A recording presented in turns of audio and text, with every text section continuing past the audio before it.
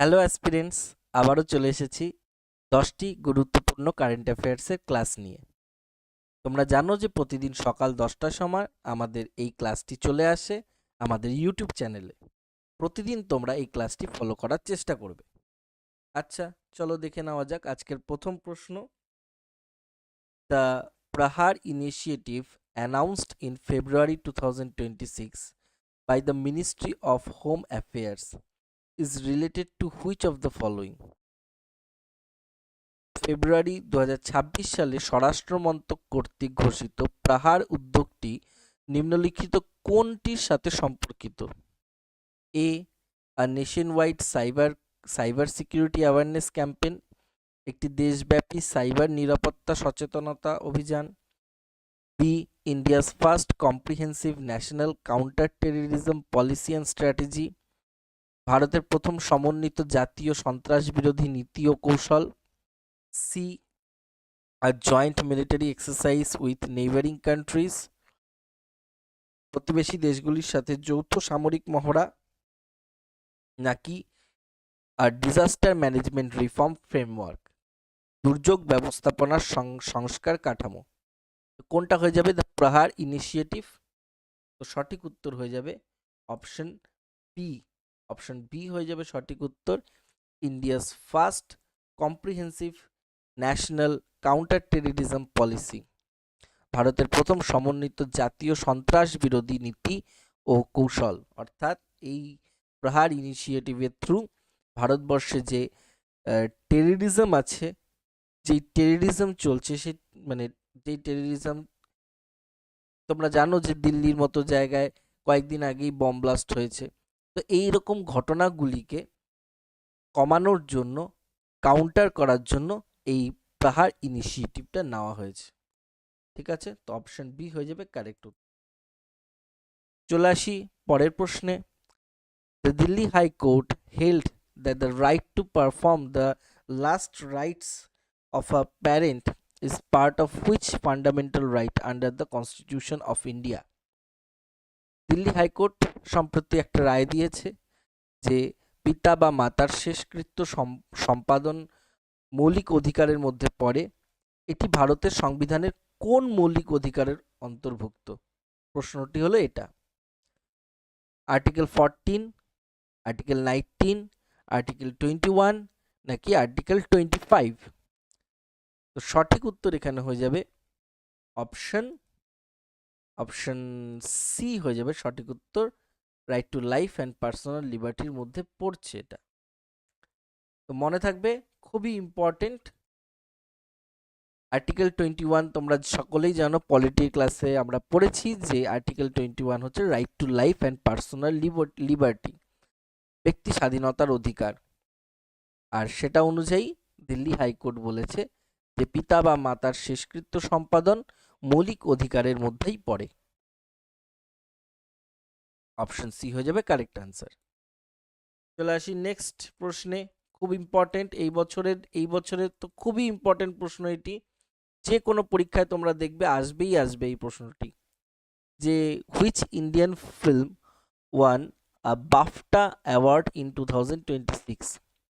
2026 সালে কোন ভারতীয় চলচ্চিত্র British academy of film and television arts পুরস্কার জয় করেছে? এই বাফটা পুরস্কারের গুরুত্ব কিন্তু প্রচুর, মানে ব্রিটেনের অস্কারের মতো আর কি। ঠিক আছে, তো একটা বিশাল বড় অ্যাচিভমেন্ট হলো এটা। তো কোন সিনেমাটা পেয়েছে ভারতীয় cinema? RRR, all we imagine as light, Boong নাকি গালি বয়? তো সঠিক উত্তর হয়ে যাবে অপশন সি, বুং।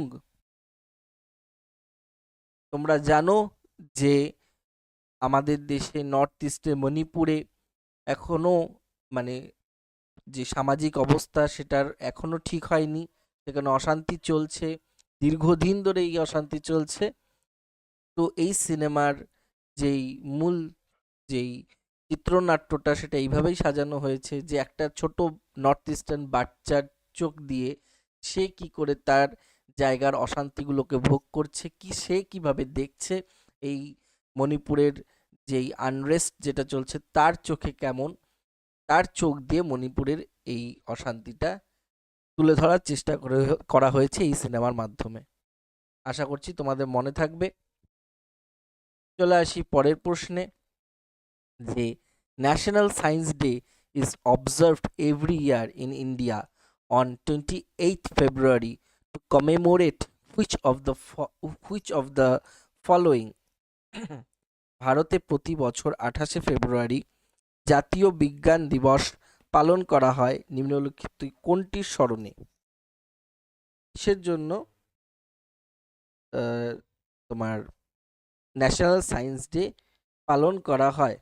তো option A, launch of India's first satellite Aryabhata, discovery of Raman effect by CV Raman, establishment of ISRO, নাকি D, India's first nuclear test at Pokhran?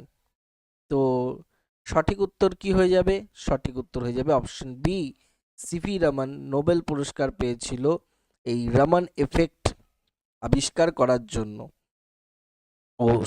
তো এই যেই দিন তিনি রমন এফেক্ট আবিষ্কার করেছেন সেই দিনটিকে স্মরণ রাখার জন্য আমরা ন্যাশনাল সায়েন্স ডে পালন করি 28শে ফেব্রুয়ারি। আশা করছি তোমাদের মনে থাকবে, আর পরীক্ষায় কিন্তু প্রায় আসে যে ন্যাশনাল সায়েন্স ডে কবে। চলে আসি পরের প্রশ্নে, যে which team one the Ranji trophy session, which team one the Ranji trophy session 2026? 2026 সালের রঞ্জি ট্রফি কোন দল জয় করেছে? বিদর্ভ ক্রিকেট দল, কর্ণাটক ক্রিকেট দল, মুম্বাই ক্রিকেট দল, নাকি জম্মু অ্যান্ড কাশ্মীর ক্রিকেট দল? তো তোমরা নিশ্চয়ই জানো এটা আজকের খুব গুরুত্বপূর্ণ কারেন্ট অ্যাফেয়ার্স, এবং এই গোটা বছর তোমাদের দেখবে কোনো না পরীক্ষায় এটা আসবে। কারণ কি, জম্মু কাশ্মীর এই বছর রঞ্জি ট্রফি নিয়ে চলে গিয়েছে, এটা একটা ঐতিহাসিক ঘটনা। Option D is the correct answer. এটা একটা ঐতিহাসিক ঘটনা। কর্ণাটকের সাথে ফাইনাল ছিল রঞ্জি ট্রফির ফাইনাল, সেখানে জম্মু কাশ্মীর নিয়ে চলে গেছে এই বছরের রঞ্জি ট্রফি। ঠিক আছে, রঞ্জি ট্রফি নিয়ে গেছে কে তাহলে? জম্মু অ্যান্ড কাশ্মীর।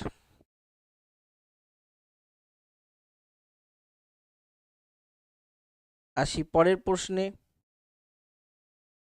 পরের প্রশ্নে, যে এটা হয়ে গেল 5 নাম্বার, হয়ে গেছে 6 নাম্বার প্রশ্নে, যে who won the ICC under nineteen cricket world cup 2026 title? 2026 সালের আইসিসি অনূর্ধ্ব-19 বিশ্বকাপ শিরোপা কোন দল জিতেছে? অস্ট্রেলিয়া, ইংল্যান্ড, ইন্ডিয়া, নাকি সাউথ আফ্রিকা? সঠিক উত্তর অবশ্যই ইন্ডিয়া জিতেছে এই বছর আন্ডার-19 ওয়ার্ল্ড কাপ। নেক্সট প্রশ্ন, 8 নাম্বার প্রশ্ন, হু is the chief information commissioner of India? 2026 সাল অনুযায়ী ভারতের প্রধান তথ্য কমিশনার কে? হিরালাল সামারিয়া, রাজকুমার গোয়াল, ওয়াজাহাত হাবিবুল্লাহ, নাকি সুষমা সিং? তো আমাদের সঠিক উত্তর হয়ে যাবে রাজকুমার গোয়েল হয়েছে commissioner of chief information commissioner of India. Option B is the right answer. এরপরে আমরা 9 নাম্বার প্রশ্ন দেখব, যে who is the director general of border security force of India 2026? 2026 অনুযায়ী বাংলাদেশ সীমান্ত রক্ষা বাহিনী বিএসএফ এর মহাপরিচালক অর্থাৎ ডিজি কে?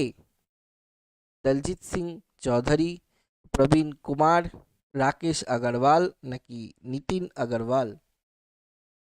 তো এই প্রশ্নের সঠিক উত্তর হচ্ছে প্রবীণ কুমার হয়ে যাবে তোমার DG of BSF, border security force. আজকে শেষ প্রশ্ন, সম্প্রতি সংবাদে আলোচিত কানলাউন আগ্নেয়গিরি কোন দেশে অবস্থিত? কানলাউন volcano recently seen in news is located in which country? Indonesia, Japan, Philippines নাকি মালয়েশিয়া? তো সঠিক উত্তর হয়ে যাবে অপশন সি, ফিলিপিন্স। তাহলে এই ছিল আজকের আমাদের গুরুত্বপূর্ণ 10টি কারেন্ট অ্যাফেয়ার্সের প্রশ্ন। আবারও আমরা চলে আসব নেক্সট ক্লাসে আরও গুরুত্বপূর্ণ 10টি প্রশ্ন নিয়ে। ততক্ষণ পর্যন্ত তোমরা ভিডিওটিকে লাইক করো, শেয়ার করো, আর বিভাস ফান এডুকেশনাল ফাউন্ডেশনের ইউটিউব চ্যানেলকে অবশ্যই সাবস্ক্রাইব করো। এটি সাবস্ক্রাইব করলে তোমরা রেগুলার সময় মতো কারেন্ট অ্যাফেয়ার্সের ক্লাসগুলি সকাল সকাল ঠিক সকাল 10টায় পেয়ে যাবে।